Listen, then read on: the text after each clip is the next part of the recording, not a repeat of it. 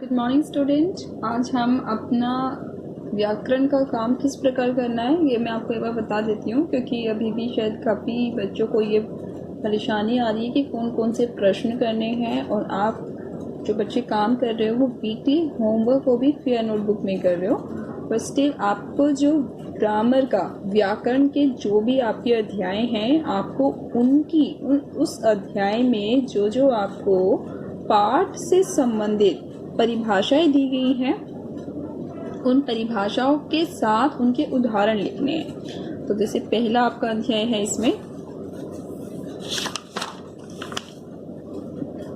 भाषा और व्याकरण।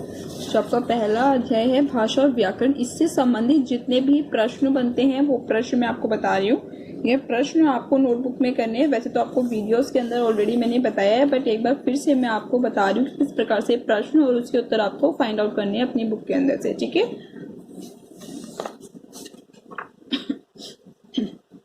सबसे पहला आपका जो अध्याय है वो है भाषा और व्याकरण।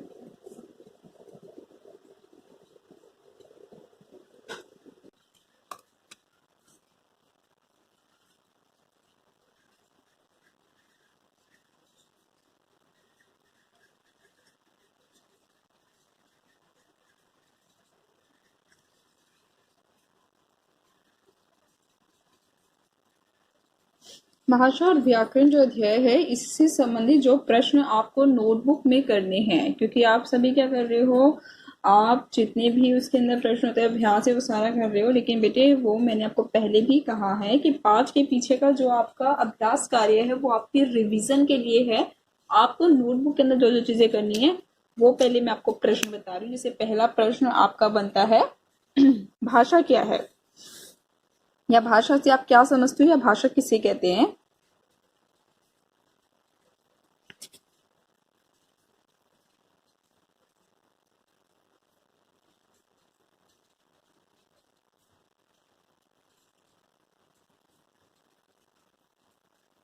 भाषा किसे कहते हैं, इसका उत्तर पहले आप प्रश्न बता देती हूँ, उसके बाद फिर आपको एक एक करके उसका उत्तर बताऊंगी। और कोई भी बच्चा इन गलतियों को ना करे कि पहले सारे आप प्रश्न लिख दो और उसके बाद फिर आप उत्तर लिख रहे हो, क्योंकि ये अगर आप कर रहे हो तो ऐसा गलत होगा। आपको एक प्रश्न के बाद एक उत्तर लिखना है, जो प्रश्न है उसके बाद उसका उत्तर लिखना है, फिर दूसरा प्रश्न, फिर इसका उत्तर लिखना है। ऐसे नहीं कि आपने एक साथ पहले प्रश्न लिख दिए उसके बाद फिर उत्तर लिख रहे हो आप। दूसरा प्रश्न आपको पड़ेगा, भाषा के कितने अंग हैं, या भाषा के कितने अंग होते हैं, भाषा के प्रकार बताइए।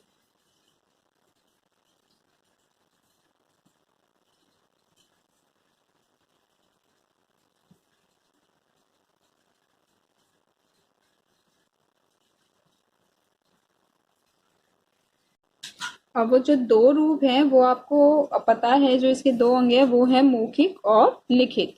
तो आपको जो तीसरा प्रश्न बनेगा वो क्या बनेगा कि मौखिक भाषा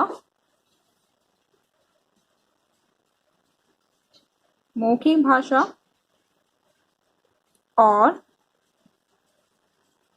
लिखित भाषा, मौखिक भाषा और लिखित भाषा को उदाहरण सहित, उदाहरण जरूर लिखना है आपको, सभी में लिखने उदाहरण सहित समझाइए।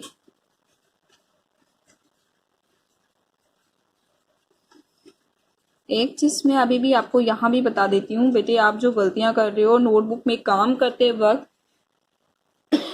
वो गलतियां क्या कर रहे हो आप, भ के ऊपर शीरो रेखा मैंने नहीं लगाई है, लेकिन बहुत सारे बच्चे इनके ऊपर लगाते हैं। देखो यहाँ पे नहीं लगी है लाइन, लाइन को बोलते हैं शीरो रेखा, लाइन नहीं होता वो, हिंदी में उसे शीरो रेखा कहा जाता है, लाइन नहीं है कुछ भी।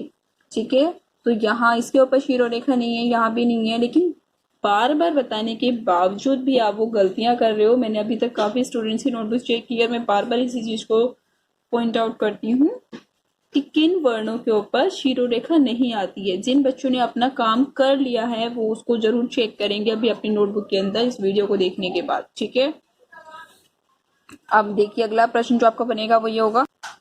अगला प्रश्न देखिए, लिपि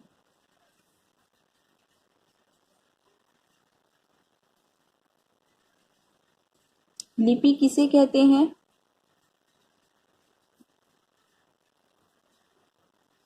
ठीक है, लिपि किसे कहते हैं? जो अलग अलग भाषाएं हैं, अगर आपसे पूछी जाए किसी भी भाषा की, आपको इसमें उदाहरण देके समझाना है। आप इसमें लिख देती हूँ मैं इसमें, अदरवाइज आप नहीं लिखोगे। लिपि किसे कहते हैं? उदाहरण सहित, उदाहरण सहित समझाइए।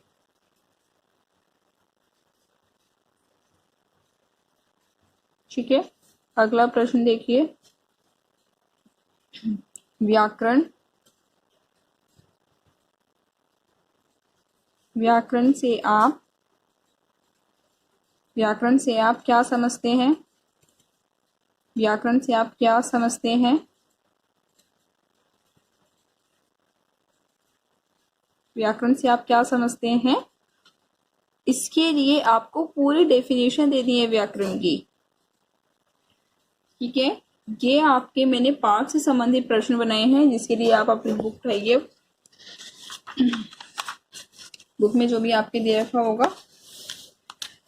भाषा वह साधन है जिसके द्वारा हम अपने विचारों को दूसरों तक पहुंचा सकते हैं और दूसरों के विचारों को जान सकते हैं।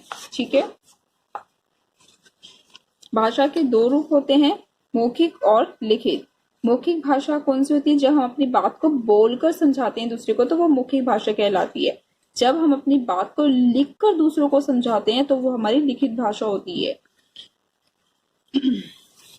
लिपि, भाषा को लिखने के लिए जिन चिन्हों का प्रयोग किया जाता है, जिन चिन्हों के माध्यम से लिखे जाते हैं, भाषा को लिखने के लिए जिन चिन्हों का प्रयोग किया जाता है, उसे हम क्या कहते हैं? लिपि। जैसे हिंदी भाषा को लिखने के लिए देवनागरी लिपि का प्रयोग किया जाता है। संस्कृत भाषा को लिखने के लिए देवनागरी लिपि का प्रयोग किया जाता है। ठीक है, ऐसी अंग्रेजी भाषा को लिखने के लिए रोमन लिपि का प्रयोग किया जाता है। जैसे मैंने यहाँ पे लिख के बताया था उस दिन आपको कि अ जो है वो हिंदी में इस प्रकार से लिखा जाता है, लेकिन वही इंग्लिश में हम एक इस प्रकार से लिखते हैं, क्योंकि ये रोमन लिपि है और वो देवनागरी लिपि है। ठीक है, अब आता है आपका जब एक प्रश्न और बनता है आपका यहाँ पे, ये देखिए, संकेतों से भाव प्रकट करना, अर्थात संकेतों के आधार पर। जैसे हम क्या बोलते हैं, खड़े हो जाओ, इशारा कर देते हैं उंगली से, तो खड़े हो जाते हैं बच्चे, है ना।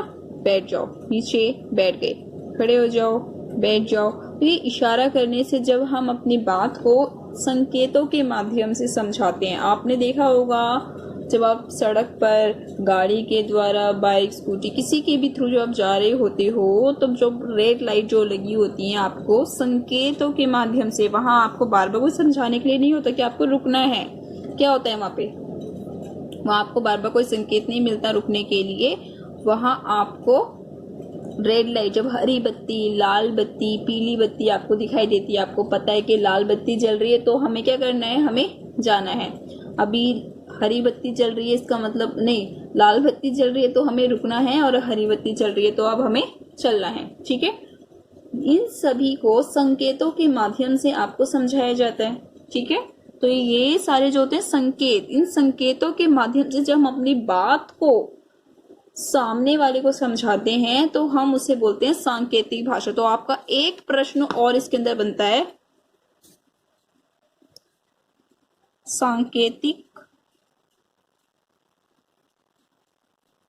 सांकेतिक भाषा से आप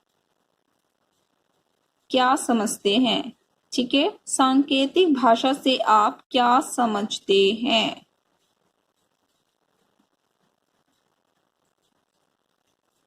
कितने अंग हैं? प्रश्न सूचक चिन्ह आएगा। ठीक है, किसे कहते हैं? ध्यान से समझाइए। जहां भी आपको प्रश्न सूचक चिन्ह है, वो केवल वहीं आएगा जहां पर उससे पूछा गया है प्रश्न आपसे, वही प्रश्न सूचक चिन्ह आएगा। उसी प्रकार से सांकेतिक भाषा से आप क्या समझते हैं, क्या के लिए यहाँ प्रश्न सूचक चिन्ह आएगा। व्याकरण के कितने अंग है? प्रश्न सूचक चिन्ह। व्याकरण से आप क्या समझते हैं? प्रश्न सूचक चिन्ह। अब आपको वन बाय वन, जब भी हमने ये कर लिया अपना लिखित भाषा, व्याकरण, बोली, हाँ जी, व्याकरण को एक बार देखिए। अच्छा, यहाँ आपको कुछ भाषाएं और लिखी गई हैं आपकी पुस्तक के अंदर। राजभाषा, मातृभाषा, राष्ट्रभाषा। इससे संबंधित मैंने जब इस अध्याय को आपको पढ़ाया था तब वहां मैंने इसके बारे में बातचीत की है कि राजभाषा, मातृभाषा और राष्ट्रभाषा क्या है। तो इससे संबंधित भी प्रश्न आपको करने अपनी नोटबुक में। तो अपना एक प्रश्न और आपको लिखोगे, निम्न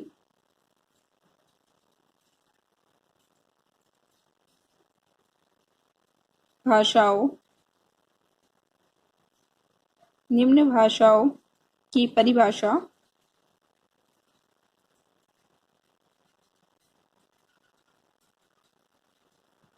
दीजिए। ठीक है, तो सबसे पहला आपका आ गया राजभाषा।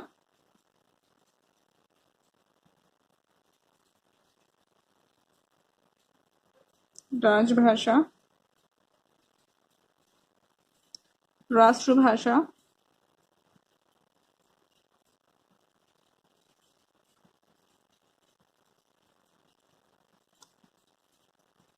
और आपका तीसरा आएगा मातृभाषा।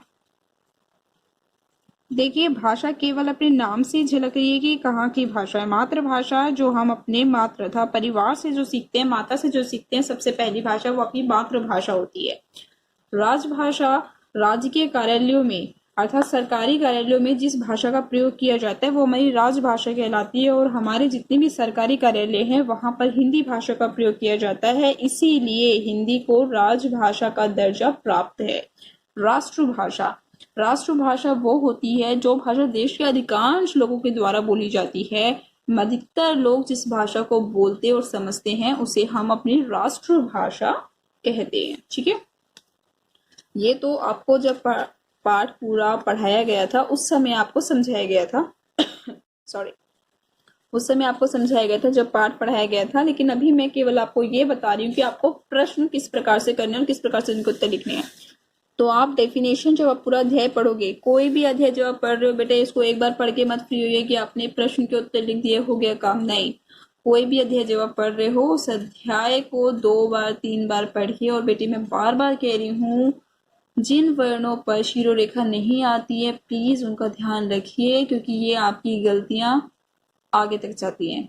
और इस गलतियों को अभी खत्म कीजिए। जिन वर्णों पर शिरोरेखा नहीं आती है उन पर नहीं लगानी है। जहां पर विराम चिन्हों का प्रयोग करना है उसकी आदत डालिए, वो गलत नहीं होने चाहिए। ठीक है, जैसे यहाँ पर मैंने अभी आपको, यहाँ पे इन्होंने क्या करा है, ये इन्होंने निर्देशित चिन्ह का प्रयोग कर दिया है, मतलब बताने के लिए, उल्लेखित करने के लिए। किसी के बारे में हम ज्यादा जब एक्सप्लेन कर रहे होते हैं, आप बता रहे होते हैं, जैसे राजभाषा में इसके बारे में बताएंगे तो इसलिए हमने यहाँ पे ये चिन्ह का प्रयोग किया है। ठीक है, ये इन चिन्हों को कहाँ लगाना है, ये पूर्ण विराम चिन्ह कहाँ लगना है, अल्प विराम चिन्ह कहाँ लगना है, इन चिन्हों का भी ध्यान रखिए। यही तो भाषा है, यही तो सीखना है कि क्या भाषा है, किस प्रकार से बोली जाती है, किस प्रकार से लिखी जाती है, यही तो सीखना है आपको। कोई भी अध्याय आपकी पुस्तक में बिना किसी कारण के नहीं लगाया गया होता।